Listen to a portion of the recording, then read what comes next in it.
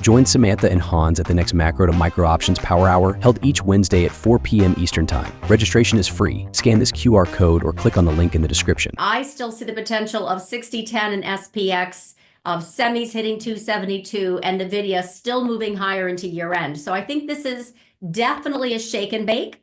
But as I posted for clients, it is basically, sell now, buy later. And so we're saying, listen, they're selling this front month vol in order to pay for the event vol, right? They're selling all the short-term stuff in order to buy the election, in order to buy FOMC, and what Powell is going to potentially say and what they're going to do.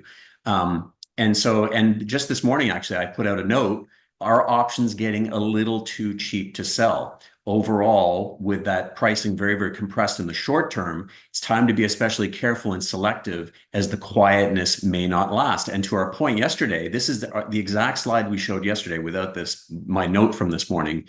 I said, look, selling low volatility, is it bad? No, but it could be. When you're short a lot of very, very low priced options, you're short something called gamma.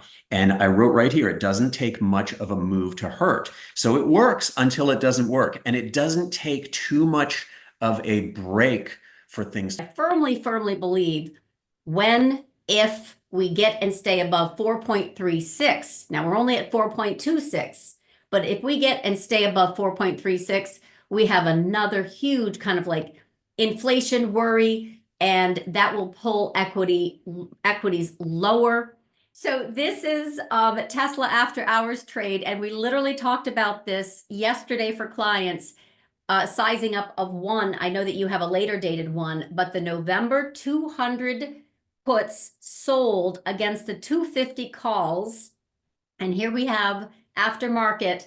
We're heading up to that 230. I know you had a much more creative one, but that was the risk reversal that I liked the most for Tesla earnings. Elon's going to do everything. If he's how many companies is he going to run? And he's going to do some government work. I mean, this guy's— They all require government blessing.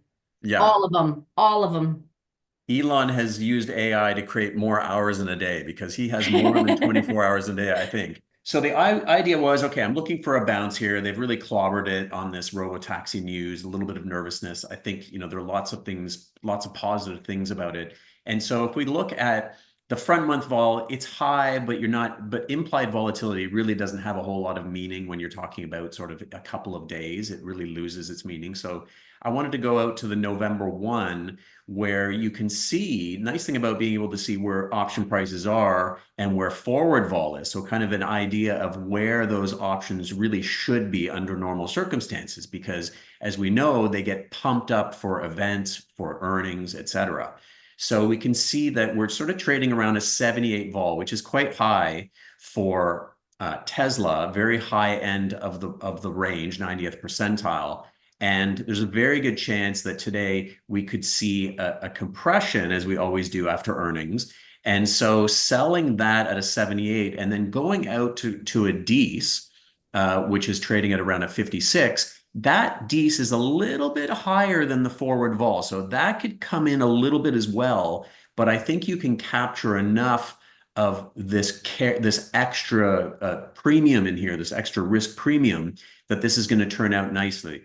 Now, I've got the 235 strike on this particular play, which I think is right around where it's trading now. Now, that could change. Yeah, 233.60. Great. Yeah. No, that's excellent. So that should be fine. We should do pretty well there, because we're going to see everything drain out of this 235. If it gets up to 245, 250, then we're going to start giving a little bit back. So it'll be interesting to see where it goes at this point. But the whole idea was, you're going to capture that $3 for the early November, that November 1, and then hold the DECE for a potential further rally up. And I think if we can get past 250 or so, I think we could continue higher beyond that. If we consider all these put walls down here and the fact that I want to own it again, I can play the November. So what I did was I went out sort of around 3 o'clock and I sold the 525 put, and I got 1220 for that. And so what I'm going to do is I'm going to use that to finance the upside call spread, which is the 572.5, 610 call spread. And I did that for, I can't remember what the math is here, but I think I did it for maybe $1 and something, $1 and change. That's our Meta. Oh, that's a different play.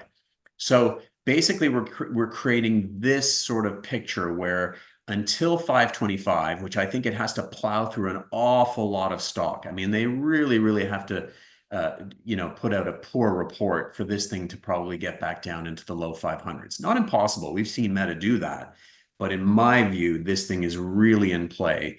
And so that gives me the conviction to kind of use that premium to finance some upside. And if I go $50 from here, that gets me up into around the 614, 615 area, which is at the high end of the call spread that I'm buying. So we're going to get a really big kick out of that call spread because the stock will be trading as it often does on earnings. We often get to those expected moves. We're going to be right near that, just above that upper call strike. So what I'm hoping to do, and because these expire fairly soon, in terms of, the expiry here, November 15th, we're going to probably have a big compression of that 610 volatility. So this structure will be worth quite a bit after those earnings come out, if it gets up to that point. It's like, in other words, when you have call spreads, sometimes to get the full value out of them, you have to wait and wait and wait until you get closer to expiry, because that upper strike just holds its value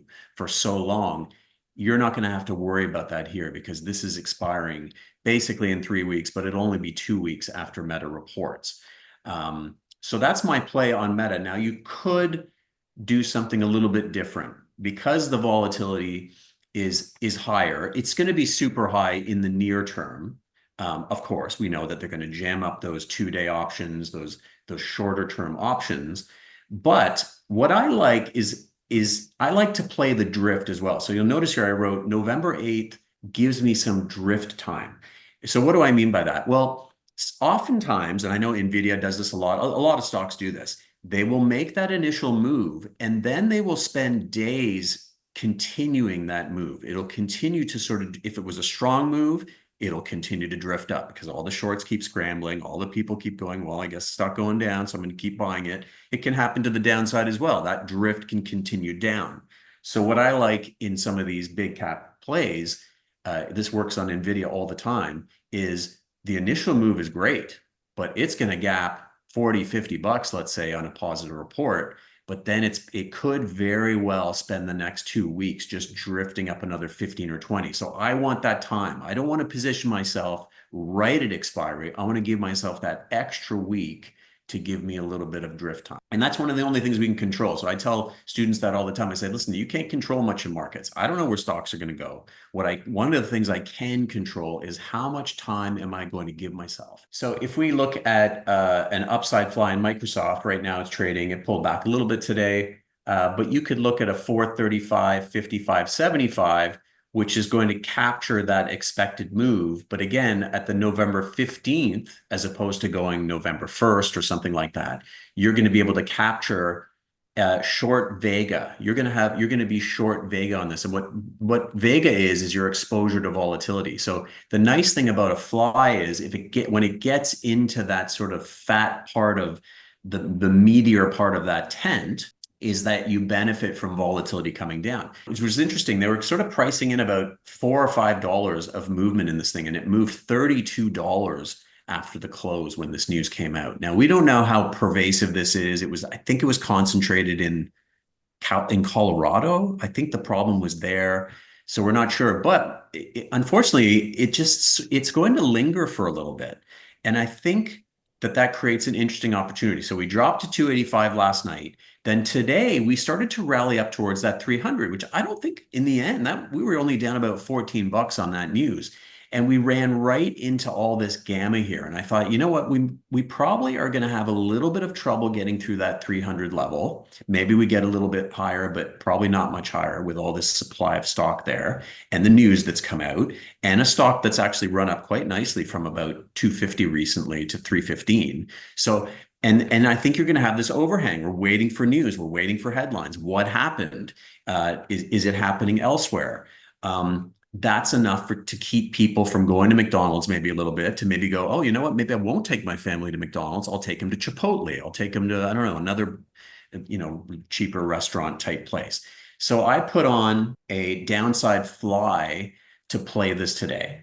So it's not a massive amount of conviction, but I think this thing is going to pause around 300 and drift back down to where we traded last night, 285, maybe down to 280, as this might just be an instance of, there's just not going to be much good news at this point. So we've had this move on coin. It bounced off your level to a penny and came back down into sort of the low 200s.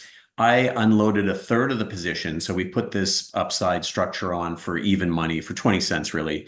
And it got up to, I took some off for, what did I take it off for? Oh, 845, it says right here. So I took it off for 845 just a few days after I put it on. So that was a really, really nice trade. But I put on a June 2025 position, not because I want to take this thing off right away. I want to give this thing some room, some breathing room. I also had a December and a November that I took off because I'm running out of time, right? I have to decide either I'm going to take my money but I figured I'm going to focus my efforts on this particular position. So we pulled back, but then we went a little bit higher, and around 215, I took off another third at 1480. So in for 20 cents, out at 1480, which was around 10% on risk in about a week, which was pretty good. 10% on the underlying risk, which is that you could own coin at 150. So now I've taken off 2/3 of the position, and I want you to tell me if I ever think of selling that other third. Do not do it. You are in this thing you're in it to win it. Introducing the 3-part options course with Hans Albrecht. Get access for free by scanning this QR code or clicking on the link in the description. Watch the full options macro to micro power hour episode by clicking on the video here, and subscribe to LaDucTrading YouTube channel for more content.